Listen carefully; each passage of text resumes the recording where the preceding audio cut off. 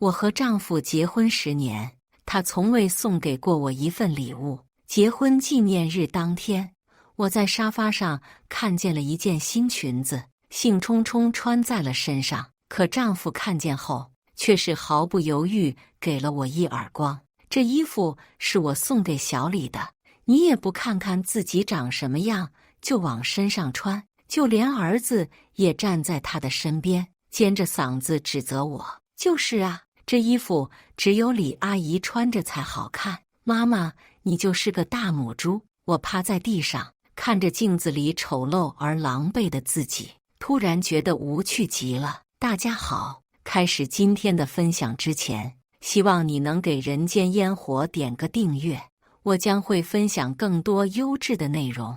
文轩的巴掌来得猝不及防，我甚至没有躲避的时间。等我回过神来时，我已经摔倒在地上，脸颊上还有手肘处都传来火辣辣的疼痛。我疼得皱起了眉毛，可文轩却丝毫没有意识到，他只是高高在上地俯视着我，语气里满是怒火与嫌弃。这裙子是我送给小李的，谁允许你自己私自拆开来穿的？你也不看看自己长什么样子，这种裙子你穿着像话吗？一大把年纪了，还这么不要脸，丢人！我结婚10年的丈夫像是恨不得将所有难听的词汇都放在我的身上，而我怀胎10月生下来的儿子就这样站在他的身边，冷眼看着我。就是啊，妈妈也不看看自己什么样子，这衣服还是李阿姨穿着最好看，妈妈胖的就像是一头母猪。小男孩还没发育的声音有些尖锐刺耳，如同一把把剑插在了我的胸口。我抬起头，刚好看见了全身镜里倒映出来的自己，就像是他们说的，镜子里的我被衣服紧紧包裹着，腰间的赘肉和凹陷的臀部一览无余，甚至还有下垂的胸部，看上去是如此的丑陋。这裙子我甚至没有办法拉上拉链，油腻的脂肪就这样顺着身后衣服的空隙溢了出来。前些日子为了照顾生病的儿子，我已经3天没洗头了，头发耷拉在头皮上，伴随着因熬夜蜡黄又憔悴的脸，让我看上去就像是一只丑陋的野鬼。可我曾经不是这样的，当初文轩追求我的时候，我也是工厂里出了名的厂花，人人见我都说好看。这样的裙子，那会儿的我衣柜里也有大把，只是后来生了儿子，裙子就有些不方便了，我才换上了宽大的衣服和裤子。只是没想到，原来在文轩的心中，我早就配不上这样的裙子了。我从地上爬了起来，弹了弹裙子上的灰尘，轻声道：抱歉，我不知道今天是我们10周年的结婚纪念日，我以为这裙子是你送给我的礼物。听到我的话，文轩脸上的神情有一瞬间的僵硬，眼中飞速闪过一丝愧疚，可因为消失得太快了，我甚至都没能看清楚。你现在的意思是在怪我？谢云，要是没有我，你现在能过上这样的好日子吗？文轩的语气又一次变得理直气壮起来，好像自从8年前他创业成功，他对我的歉意与愧疚便越来越少，直到现在彻底消失不见了。我沉默着没有说话，只是走到一边的换衣间，脱下了身上的衣服，穿上了属于自己的家居服。等我出来的时候，文轩刚好在打电话。行，我知道了，晚上我会去的，放心，看我出来。他将电话挂断后吩咐道：晚上我和团团去外面吃饭，不用做我们的饭了。我愣了愣，不知为何开口道：那我呢？文轩抬起头，用一种复杂的目光看着我。他常常有外出吃饭的时候，偶尔是和朋友，偶尔是和客户，我从来没问过能不能带上我一起。在我的思想中，男人社交的场合与我无关。可不知为何，今天的我突然很想知道一个答案，只是还没等文轩说话，团团就已经大声道：“带你干什么？带你去丢人吗？妈妈，家庭妇女只要在家里打扫卫生就行了。”团团一边说着，一边摇头晃脑，那古灵精怪的样子将文轩逗得哈哈大笑。文轩摸了摸他的脑袋，不耐道：“带你去你懂什么？小李会跟我一起去的，你在家里等着就行。”最后一眼，他落在了我臂弯处的裙子上，皱眉喃喃道：“他不喜欢别人穿过的衣服，我得再去买一条才行。”说完，他便带着团团离开了，徒留我一人坐在沙发上，看着那红色的裙子出神。文轩似乎忘记了，创业初期和他一起喝酒谈生意，一起去应酬的人都是我。那个时候，他的朋友们称呼我女中豪杰。凌晨的时候，我接到了文轩的电话，电话那头的他语气急促，听上去格外慌张的模样。谢云，你赶紧过来！团团不知道怎么回事，突然一直抽搐。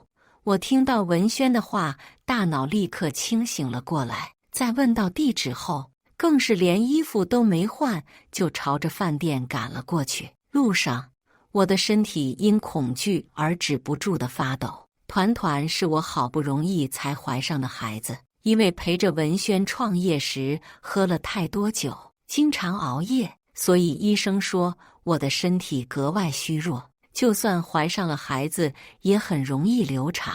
为了万无一失，我花了1年的时间调养。也正是在那1年中，我的身体飞速地臃肿起来。没有女人不爱漂亮，我也曾因自己的肥胖而焦虑痛苦过。是文轩抱着我说，不管我变成什么样子，他都会始终如一地爱着我。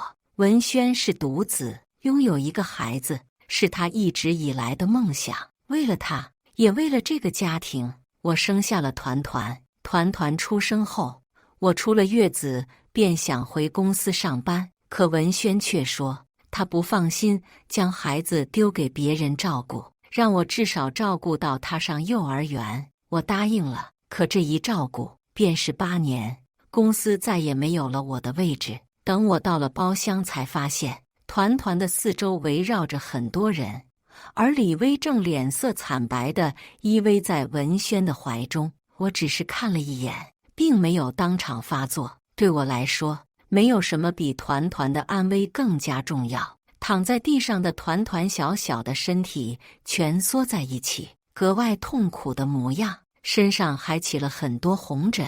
我一看就知道他是过敏了。我立刻从包里拿出了药，塞进了团团的口中，将他从地上抱了起来，朝着医院赶去。文轩大约也知道自己闯了祸，一声不吭地跟在我的身后，直到团团被挂上盐水，我的一颗心才终于落了地。我伸手替团团掖了掖被角，抬头看向文轩：“你是怎么做爸爸的？团团对什么东西过敏，你不知道吗？”我压低了声音质问着他。还没等文轩说话，站在他身后的李薇便走上前来。李薇是2年前到公司的，一去变成了文轩的秘书。她年轻漂亮，可实在不是做秘书的料子，不知给文轩惹过多少麻烦，但她不在乎。我看向李薇，深吸了一口气：“李薇，我不管你到底抱着什么样的心思，可团团是我的儿子，他但凡出了点问题，我不会放过你的。”我的话说得很重，李薇的眼眶瞬间红了，她无助地回头看向文轩：“谢云，你够了，不就是过敏吗？你用得着上纲上线吗？”我止不住在心中泛起了阵阵冷笑，最终却没有说一句话，只是低头轻轻擦拭着团团脸上的汗珠。结婚10年，从前的爱早就已经消磨得差不多了，可我还有团团，我还有孩子。只是我没想到，我刚刚离开病房，不过短短3分钟，我的孩子就已经叫上了别人妈妈。站在病房外，我的身体就像是坠入了2月的寒冬。病房里的灯光落在3人的身上，他们脸上的笑容是这样的温馨而甜蜜，像是亲密无间的一家人。而我站在门口，如同阴暗地沟里的老鼠一般，注视着这一切。团团，是阿姨对不起你，阿姨错了。团团躺在床上，那张肉嘟嘟的脸上带着愉悦的笑容。李阿姨没事的，团团知道你不是故意的，而且团团不是也没事吗？我看着团团的脸，突然就想起了从前的事。那个时候的团团还小，我不小心在汤里加了鸡蛋，还没等我处理，团团就已经嘴馋喝了一口。仅仅几十分钟的时间，团团的身上就起了一大片的红疹。我慌不择路将他送到了医院，迎来的却是他的谩骂。你不知道我吃鸡蛋过敏吗？你这样算什么妈妈？你是不是故意想要害死我？你这个疯女人！那个时候的团团脸色苍白的将手边能够够到的一切朝着我扔过来，甚至有个杯子正中我的脑门，鲜血顺着我的额头潺潺流下。后来文轩见到了，也并未多说什么，甚至觉得这一切本就是我自作自受。李阿姨，过2天我们学校有亲子活动，你可以和我一起参加吗？团团的声音将我从自己的思绪中拉扯了出来，他的声音软糯，听上去格外期待。坐在病床边的李薇犹豫着，看向了文轩。这阿姨也很想去，但我毕竟不是你的亲生母亲，要是你妈妈知道了，会很难过的。我才不要她去见我同学，她又胖又丑，和只母猪一样，丢死人了！团团大声吼叫着，双手愤怒地拍打着病床。而李薇见到他这个模样，嘴角露出了一抹淡淡的笑意。文轩轻声道：行了，你就一起去吧。这好吧。我看着他们每个人故作为难，然后其乐融融的模样，扯了扯嘴角，露出了一个嘲弄的笑容来。看着自己手中的便当，我转过身，将它丢进了垃圾桶内，走出住院楼。外面的夜空没有一颗星星。我跟路人要了根烟，站在阶梯上点燃。这么多年没抽烟，第一口进去，将我呛出了眼泪。烟雾缭绕中，我的泪水像是断了线的珍珠，根本停不下来。直到烟蒂完全熄灭，我才拿出手机拨通了那个熟悉又陌生的号码。陈姐，我后悔了，还来得及吗？儿子也不要了，不要了，他不要我，我也不要他了。我和陈姐约好了4天后在原来工厂外的那个饭店碰面，而那天恰好是团团学校活动的时候。我换上了衣柜里最正式的衣服，破天荒地化了个妆，甚至还喷了香水。等我下楼的时候，文轩和团团都惊讶地看着我，但团团很快就回过神来，小手一叉腰，嘲讽道：切，你以为你化个妆就可以和李阿姨一样好看了吗？还是个丑女人。团团自从认识李薇后，便总是说这样的话。一开始我还会生气教她道理，可现在我却已经一句话都不想多说了。文轩抿了抿嘴唇，轻声道：谢云，团团今天学校的活动你就别去了吧，你平时在家里已经很辛苦了，今天就好好休息1天，到时候我会让李薇和我一起去的。你，文轩断断续续说了很多，甚至比有的时候他一天和我说的话还要多。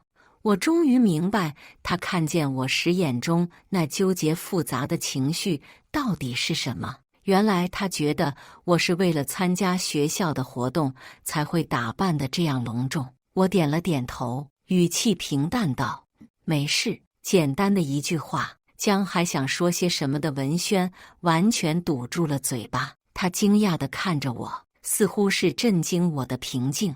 可我已经走出了大门，坐上了车。车外的景色飞速掠过，我想起了刚刚和文轩认识的时候，那会儿我是工厂里的厂花，就连工厂的儿子都在追求我，而文轩只是一个送货的，压根没人觉得我会和文轩在一起。可我就是这样做了。工厂里的很多人都不理解，他们甚至私底下偷偷聚在一起，说我是只有脸没有脑子的二货。可我才不管他们说什么，我只知道，当我生病发烧，一个人躺在宿舍里的时候，所有男的都只是嘴巴上的关心，只有文轩冒着被抓到的风险爬上了栏杆，只为了给我递一壶暖汤。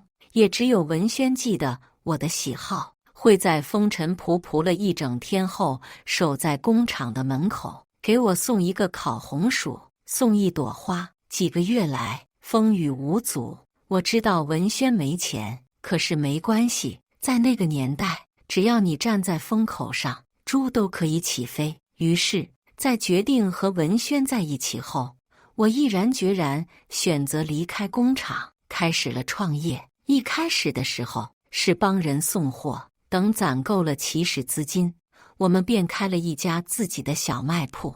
从小卖铺到超市，再到连锁超市，到如今的大公司，这一路走来，只有我们自己知道有多不容易。我一直都觉得那些人们口中所说的所谓的有钱先修糟糠妻都是假的，却没想到有朝一日竟然会发生在我的身上。车子缓缓停在了饭店门口，我在服务员的带领下来到了包厢。陈姐穿着圣罗兰的套装，拿着爱马仕的包，身上带着的都是黄金和珠宝，就这样笑吟吟看着我。见我来，她熄灭了手中的香烟，站起身：“稀客呀，谢云，这么多年，没想到你还记得我。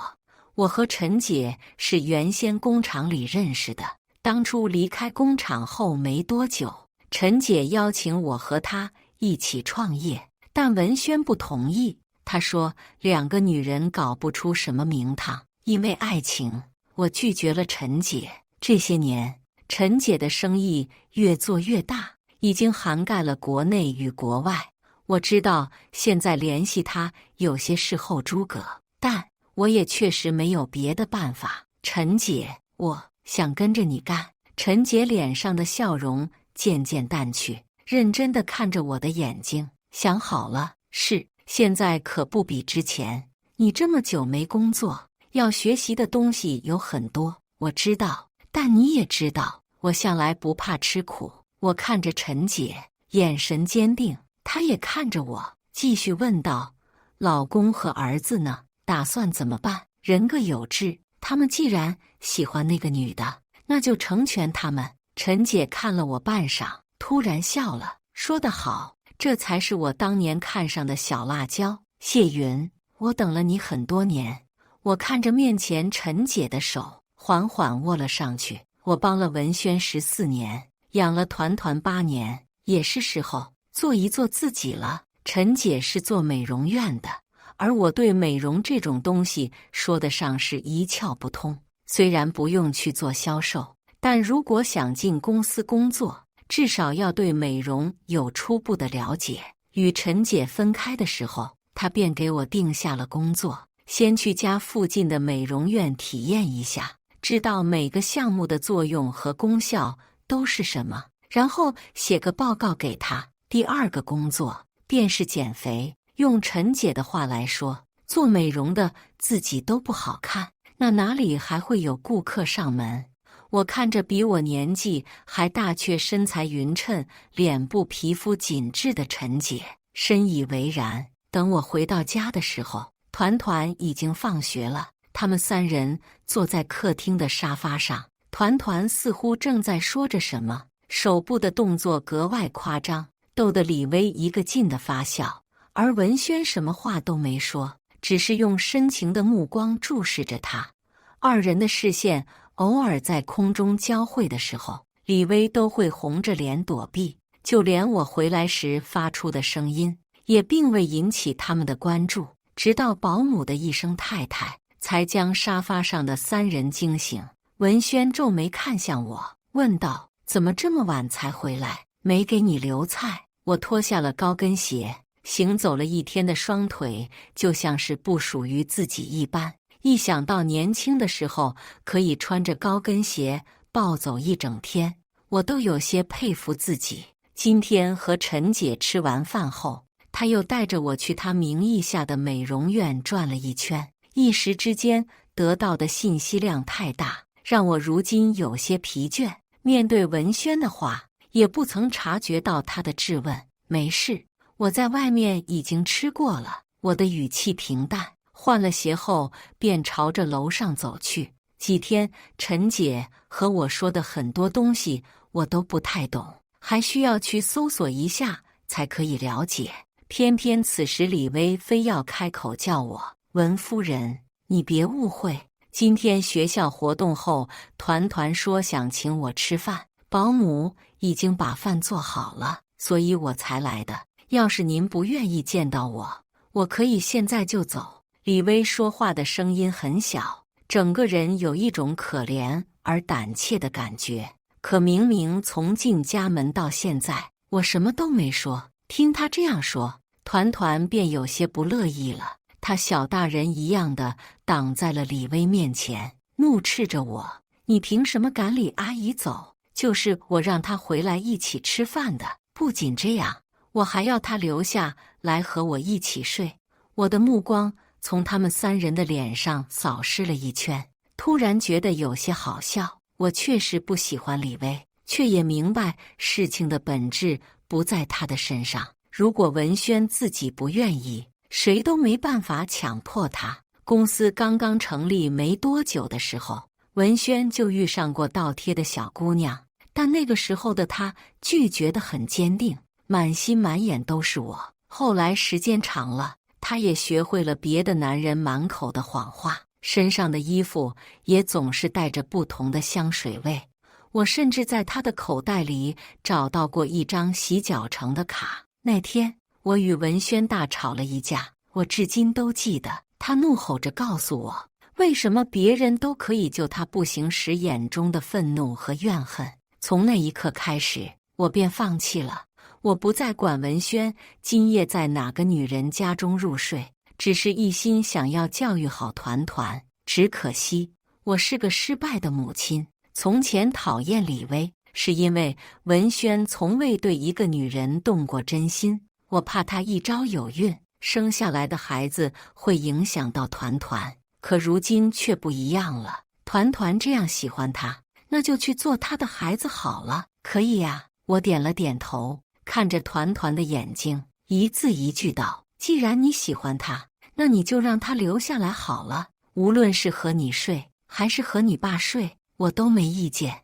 我从来没有用这样的语气和团团说过话。他到底是年纪小，被我这样一说，眼眶里瞬间就流转着眼泪。倒是文轩瞪大了眼睛，一副无比愤怒的样子。谢云，你发什么疯？真可笑！他明明什么都做了，却又不愿意让这些事情放在台面上，假装自己像是正人君子一般。听到诸如此类的话，就摆出一副要割了自己耳朵的屈辱模样。李薇也是如此，嘴唇颤抖着，就连声音也有些发虚。文夫人，我所做的一切都只是秘书的工作，我自问没有做过什么违背道德的事情，请您放尊重一点。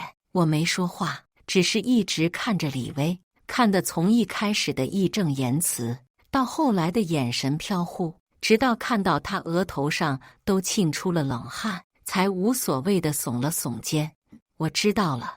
我不顾他们所有人的表情，走上了楼，进了书房，顺便让保姆将我的东西从主卧搬了出来。深夜，我仍旧在书房查着资料，可文轩却气冲冲地闯了进来。谢云，你到底想干什么？我捏了捏自己的鼻梁，抬起头，我没想干什么。那你好端端的搬什么东西？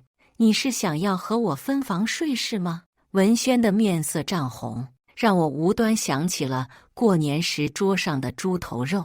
他从前的脾气并没有那么暴躁，甚至可以说是温文尔雅，只是这些年年纪大了，钱多了，捧着他臭脚的人也多了，自然便嚣张了起来。分不分房的有区别吗？你1周回来2天，出去5天，2天里1天还是在书房睡的。既然不想和我一起睡，那我搬出去就是了。大约是我的语气太过于冷静，衬托得他越发的神经质。文轩连说了3声好字，最后丢下了一句你别后悔，便又怒气冲冲地离开了。过了一会儿后，保姆才来告诉我，文轩换了衣服出门了。我不用想都知道他去了哪里，甚至都没抬头便轻声应了。接下去的一段日子，我让保姆给我准备了减肥的营养餐。好在团团和文轩中午都不在家里吃饭，方便了很多。至于晚餐，文轩大多时候都与李薇在外面吃，平日里只有我和团团。可我现在忙着学习专业知识，直接让保姆将我的营养餐端进了书房内。团团年纪还小，根本受不了一个人吃饭的孤独，几天后便忍无可忍。在我又一次回到家，径直朝书房走去时，挡在了我的面前。我低头看向团团，其实他长得并不像我，更像文轩，就连性格也是，要不然怎么会喜欢上李薇？有事？团团皱着眉毛，嘴巴嘟得很高。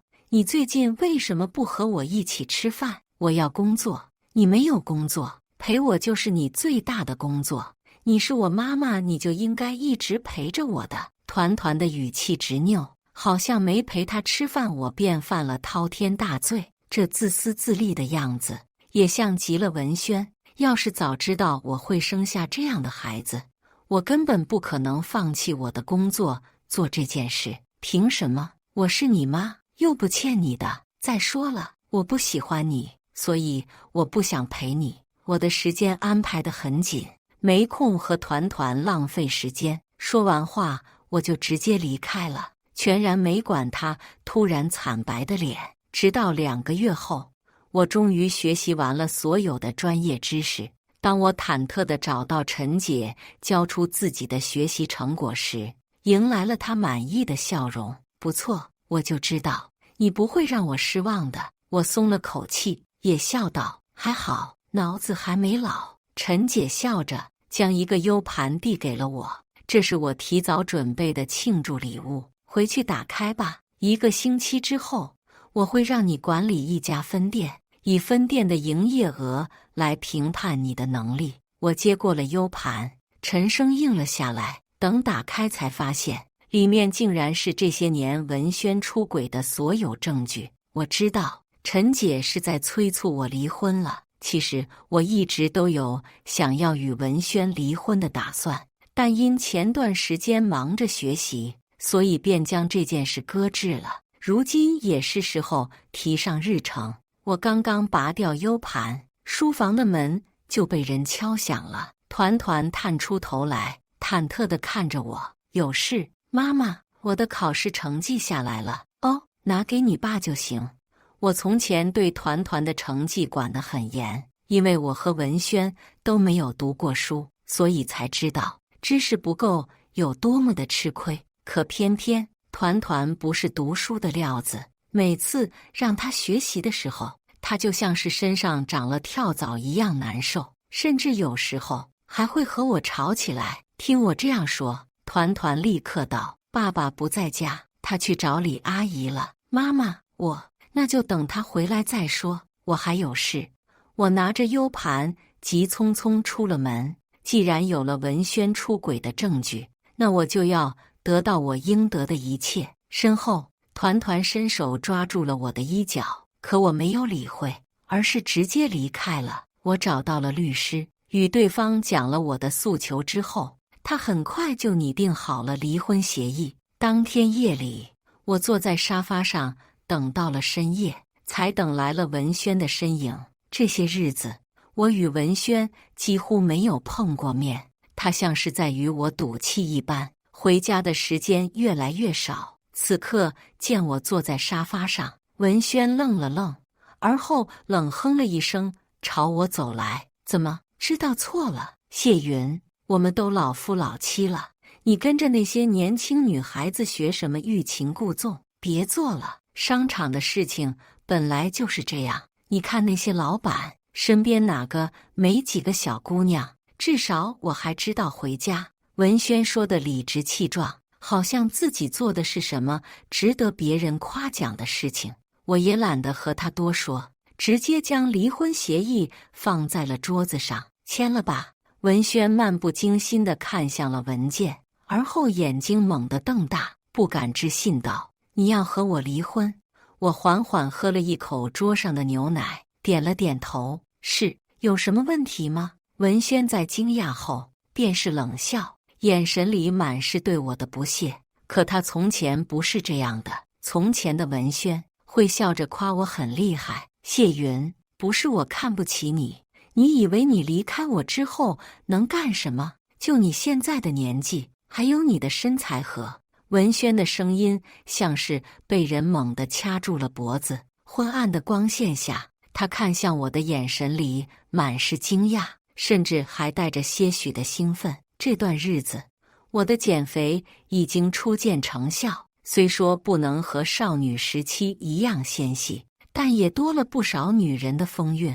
又因为常去美容院做保养项目，所以我的皮肤看上去也好了很多。底子本就不差，只是稍稍用点钱，看上去就已经焕然一新。可我不在乎文轩的戛然而止，接着他的话头继续道：“这就不用你操心了，文轩，我只是单纯不想和你过了。”文轩回过神来，语气突然变得柔软：“我们结婚10年了，哪能说分开就分开的？你就算不在乎我，那团团呢？他可是你的亲生儿子，他不是喜欢李薇吗？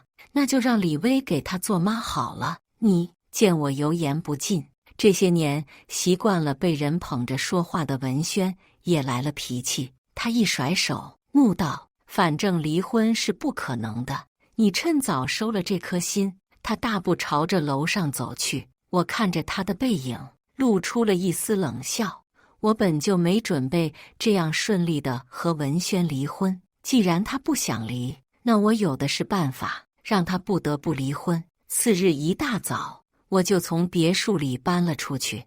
我在接管的美容院附近租了个房子，这样以后上下班也比较方便。文轩不想和我离婚，那大家就都别好好过日子。我直接将文轩之前找小姐的证据打印了出来，张贴在了他的公司门口。当天下午，文轩就找到了我，他能够知道我的住处，我一点也不觉得奇怪。只是当看见文轩脸上的淤青，还有明显女人造成的抓痕时，我还是忍不住笑出了声。文轩的脸色也因此变得更加难看。谢云，你到底想干什么？你疯了是不是？我丢脸对你来说到底有什么好处？很多呀，比如我会很开心。我靠在门框上，含笑看着文轩狼狈的样子。文轩咬着牙，垂在身侧的双手紧紧握成拳。他深吸了一口气，似乎是在努力压下心中的怒火。你到底想干什么？很简单，和我离婚。你休想！文轩怒瞪着我，每个字都像是从牙缝里挤出来的。他不想和我离婚，无非是觉得抛弃糟糠之妻这件事太过难听，会影响到公司。那么，只要我让他的公司深陷别的舆论风波，离婚的影响就可以忽略不计了。哦，我用力关上了门，全当听不见文轩在门口的咒骂。文轩找小姐的事情在网上闹得沸沸扬扬，而我也没有闲着，将文轩之前包养小三的证据发给了李薇。李薇可不是省油的灯，我相信她会让文轩自顾不暇。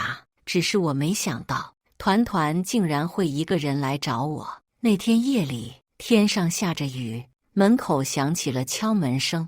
打开门，全身湿透的团团就这样站在那里，抬着头，用一双湿漉漉的眼睛看着我。妈妈，团团的声音哽咽而沙哑，可我只是静静地看着他，没有说话。团团的眼泪大颗大颗落下。妈妈，你不要和爸爸离婚好不好？我不要李阿姨做我妈妈了。团团知道错了，团团会改。妈妈，你别不要团团。她哭得难过，我看了却实在没什么感觉。我本来就不喜欢小孩子，从前对他好，不过是因为他是我的孩子。但自从他站在李薇那边时，他就已经不是我的孩子了。见我不说话，团团的脸色越发的苍白起来，他的身体颤抖着，像是下一秒就要跌倒。我拿出手机，第一次拨通了文轩的电话。你儿子在我家门口，过来接走他。谢云，你还是不是人？他也是你儿子。有人规定我必须无条件对我儿子付出吗？电话那头的文轩骂骂咧咧的，我觉得难听，很快就将电话挂断了。你爸等会儿来接你。我转身就要进屋，团团却从身后拉住了我的手。妈妈，你不要团团了吗？是你先不要我的。下一秒，他松开了我的手。我到底还是成功和文轩离婚了。他被公司和李薇的事情烦得焦头烂额。当我第不知多少次提出离婚的事情时，他总算是点了头。因文轩出轨，我与他的婚内财产一人一半，孩子归他。